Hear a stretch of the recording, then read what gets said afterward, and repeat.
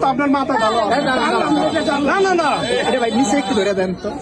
এই যে আমারও তো আছে দাঁড়ান আচ্ছা 1 মিনিট ভাই 1 মিনিট আমি ধরি আমি একটু নিচে ধরি ওটা চাপ দিন না চাপ দিন না আমি নিচে ধরছি আপনার এই আপনাদের দেখাইছে বিষ ওভার হয়ে গেছে এই দেখেন ওভার হয়েছে এই জনগণ হয়েছে তাহলে গেল এটা 600 গ্রাম পানি আছে এই দুধটা কার এই দুধটা কার ডাক দাও ডাক দাও ডাক দাও এই দুধ কার ডাক দাও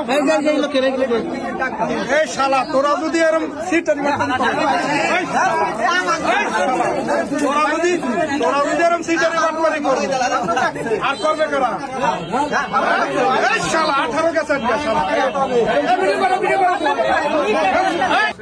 আমি ভুক্তভোগী হয়েছে দুধ খেয়ে তাই আমি ওইটা আমি দুধ খেয়ে যদি আপনি ভুক্তভোগী হন, আপনি একজনের মাথায় দুধ ঢেলে দিতে পারেন? না না একজনের মাথার দুধ আমি ঢালি নেই একটা ভিডিও থেকে ভাইরাল হয়েছে, সত্য না মিথ্যা? ঠিক হয়েছে? এটা কি আমি প্রতারিত হয়েছি কেন? আমি প্রতারিত হয়েছি তাই ভেজাল দুধ আপনি প্রতারিত হয়েছেন এজন্য আইনের আচ্ছা, ভেজাল দুধ হইলে তো সেটা ম্যাজিস্ট্রেট এটা বিয়ে করতে পারে। না না আমাদের উঠে দাঁড়াতে হবে।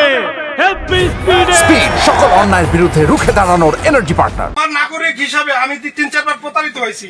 হ্যাঁ, তো এই জন্য আমি ওদেরকে ওই বাজারে অনেকে ছিল, হ্যাঁ অনেকে ছিল, তো সে বিধায় আমি ওদের দুধ পরীক্ষা করি, অনেকটা ভেজাল পাই। ঠিক আছে, বাজারে অনেক তুমি মাথায় পানি ঢালা, তুমি দুধ ঢাইলা দিলা, তারপরে ফালতু এগুলা কথা বলতে আমি চাই না। আমরা ফালতু কথা বলবো কেন ভাই? ফালতু কথা না, আমরা ভিডিওতে দেখছি প্রমাণ হচ্ছে, এটা তো ফালতু না।